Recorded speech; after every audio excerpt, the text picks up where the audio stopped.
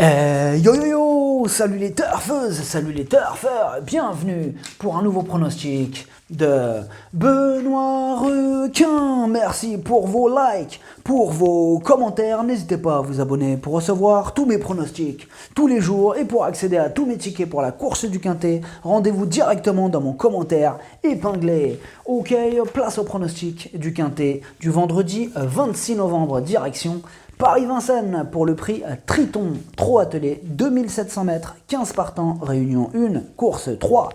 Indice de confiance, 1 sur 5. Ce quintet est ouvert, ils sont nombreux à pouvoir espérer se mêler à l'emballage final et on va voir ça ensemble.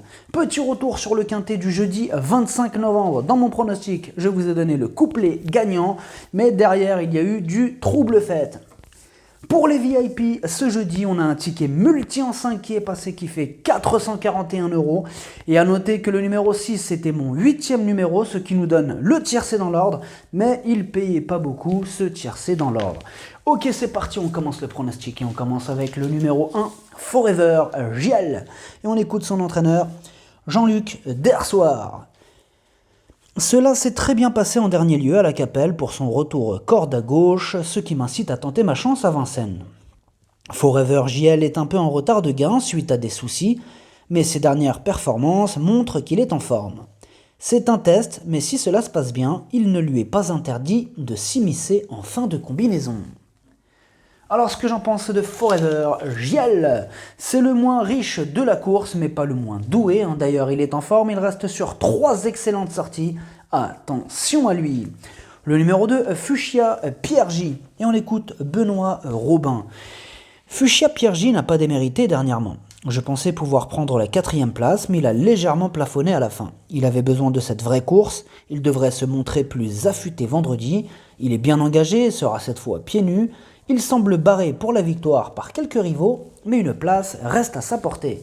Alors ce que j'en pense de Fuchsia Pierre J, ses dernières sorties ne sont pas éblouissantes, mais il a quand même réussi à terminer 5e du quintet du 5 novembre, et il fait partie des très nombreuses possibilités de ce quintet ouvert. Le numéro 3, Feeling Boy, et on écoute Yves Dreux. Feeling Boy a très bien tenu sa partie dernièrement pour son retour à Vincennes. Il est resté au top et retrouve une opposition similaire.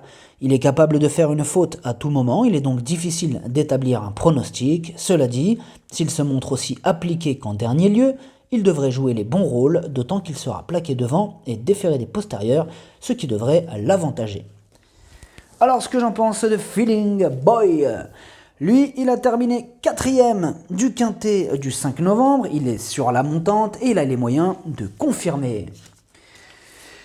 Le numéro 4, Fakir de Gèvres, et on écoute Thibaut Dromini.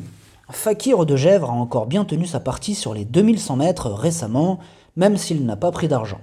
Je n'ai pas forcément été inspiré à ne pas le décaler à 2 dans la montée. Courir caché lui convient bien, il ne prend pas dur et répète ses valeurs, il est toujours aussi bien. Devancer Fogo Pico et Pharrell Seven ne me paraît pas envisageable, mais à l'issue d'un bon parcours, il peut se placer. Alors ce que j'en pense de Fakir de Gèvres, il a le défaut de ne pas toujours répéter ses bonnes sorties, il reste sur un échec dans le quintet du 19 novembre, mais le précédent, il avait quand même pris une belle 3e place, quitte ou double. Le numéro 5, Pharrell Seven. Et on écoute Jean-Michel Bazir.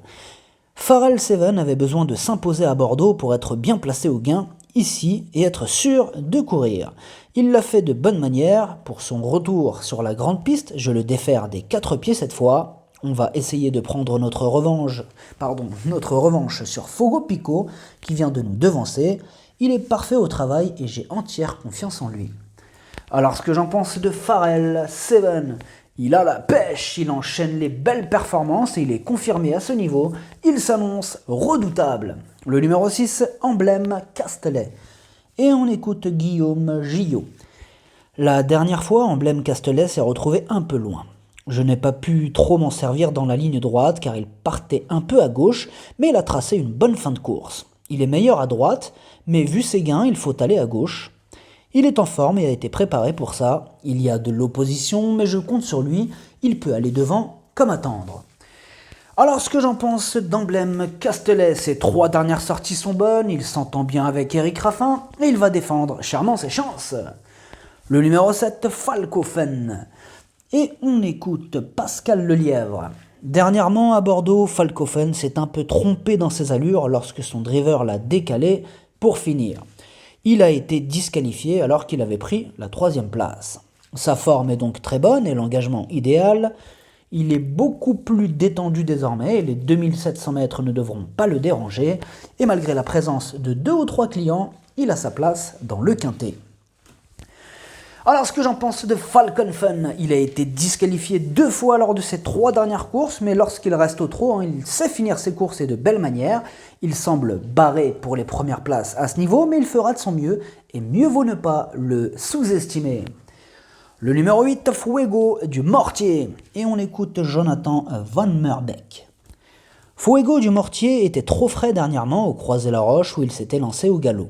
Sa forme ne fait aucun doute et il réalise une excellente saison. Cette fois, elle sera pieds nus et confiée à Franck Ouvry, qui le connaît très bien. Sur ce parcours de tenue, il est préférable de lui masquer l'effort, mais je serais déçu qu'il ne termine pas dans le quintet. Alors ce que j'en pense de Fuego du Mortier, lui aussi a été disqualifié 2 fois lors de ses 3 dernières courses, mais c'est plutôt rare dans l'ensemble et il a les moyens de remettre les pendules à l'heure. Le numéro 9, Forum de Tillard. Et on écoute Étienne Lefranc. En dernier lieu, Forum de Tillard s'est retrouvé trop loin pour prétendre disputer l'arrivée. C'est une course qu'il vaut mieux effacer. N'ayant pas le choix des engagements, je tente le coup à Vincennes, où il est un peu moins à l'aise sur la grande piste. Il me semble être en bonne condition, il vaut mieux un parcours caché, je le vois plus pour la 4e ou la 5e place. Alors ce que j'en pense de Forum de Tillard, sa marge se réduit, la régularité ne fait pas partie de ses principales qualités. Du coup, sans en faire une totale impossibilité, il y a d'autres chevaux qui nous apportent de plus solides garanties. Le numéro 10, Farinelli Polois. Et on écoute Sébastien Ernaud. Farinelli Polois a pleinement répondu à mon attente à Enghien le mois dernier. Je ne pouvais le mener étant suspendu. S'il avait pu s'exprimer un peu plus tôt, il aurait lutté avec le lauréat. Il est constant et répète toutes ses courses. C'est vraiment un chic cheval. Je le défère des 4 pieds. Pharrell Seven et Fogo Pico sont de sérieux rivaux, mais le mien a aussi un premier rôle à jouer. Alors ce que j'en pense de Farinelli Polois, il est dans sa catégorie, il vient de prouver sa forme en terminant 2e du quintet du 27 octobre, il est incontournable. Le numéro 11, Eagle Wind, et on écoute Franck Nivard. Eagle Wind a eu du mal à retrouver son bon niveau après avoir été longuement arrêté. Il devrait courir en progrès sur ses 2 courses de remise en jambe, mais il s'attaque à forte partie dans ce quintet. En effet, les 6 ans seront difficiles à devancer. Vendredi, il est préférable de l'écarter. Alors, ce que j'en pense d'Eagle Wind. Bon, déjà, ce que j'en pense, c'est que son entraîneur, c'est Franck Nivard. Ok. Et il nous dit qu'il est préférable de l'écarter. Alors, ce que j'en pense d'Eagle Wind. Il a maintenant 2 courses dans les jambes, il est sur la montante, et Franck Nivard est bien sûr sur ma liste rouge. Il nous incite, comme on vient de l'entendre, à l'écarter, mais attention, il nous avait déjà dit ça une fois, et comment ça s'est terminé ? Son cheval avait terminé dans le quintet, donc méfiance. Le numéro 12, Figaro Vici, et on écoute Jürgen Westholm. Figaro Vici a couru honnêtement sans plus pour son retour à Paris-Vincennes sur la petite piste. Il n'était pas affûté. Il a fait 1 mois à la plage depuis et a travaillé plus intensément. Je le sens davantage prêt. Il va revenir à Grosbois après cette course. Il a déjà fait ses preuves à ce niveau. Il lui faut la bonne course, mais s'il peut l'obtenir, il est capable de terminer parmi les 5 premiers. Alors, ce que j'en pense de Figaro Vici, il vient d'effectuer sa course de rentrée, il pourrait faire afficher des progrès sur cette course, on doit lui accorder une note de méfiance. Le numéro 13, Épicure, et on écoute Michel Dabouy. Épicure a pleinement répondu à mon attente à Nantes où il trottait une 13-6 alors qu'il rendait la distance. La ficelle de son débouche-oreille s'est bloquée dans le tournant final et il a perdu un peu de temps, sans quoi il y aurait eu lutte pour la victoire. Il est encore mieux qu'avant cette sortie, il lui faut la bonne course, dans ce cas, il me paraît très compétitif. Alors ce que j'en pense d'Épicure, il vient de remettre les pendules à l'heure. Mais là, le problème avec lui, c'est que la régularité ne fait pas partie de ses principales qualités. Ses 8 dernières courses, seulement 2 fois à l'arrivée. Et comme d'habitude avec Épicure, ce sera tout ou rien. Le numéro 14, Espoir des Champs. Et on écoute Philippe Daujard. Espoir des Champs était plus en forme cet été. Il commence à être un peu fatigué de sa saison, raison pour laquelle on lui a laissé reprendre de la fraîcheur pour cette sortie, qui sera sa dernière de l'année. Il n'est pas allé souvent à Vincennes faute d'engagement, mais le profil de la piste ne devrait pas le gêner. Comme il est aussi monté en gain, s'il finissait 4e ou 5e, on serait content. Alors ce que j'en pense d'Espoir des Champs, ses dernières sorties sont en demi-teinte, on ne l'a pas revu à Vincennes depuis 2019, il va devoir sortir le grand jeu pour espérer se mêler à l'emballage final. Le numéro 15, Fogo Pico. Et on écoute Florian Joseph. La préparation n'avait pas forcément été idéale avant son retour à Paris-Vincennes. Aussi, je n'étais pas très confiant, mais Fogo Pico a répondu présent. J'ai eu de la réussite à m'infiltrer en dedans, il est capable de tout faire dans un parcours et même aller de l'avant. Il retrouve une opposition similaire, il faudra battre Pharrell Seven, le mien est resté en pleine forme et doit confirmer.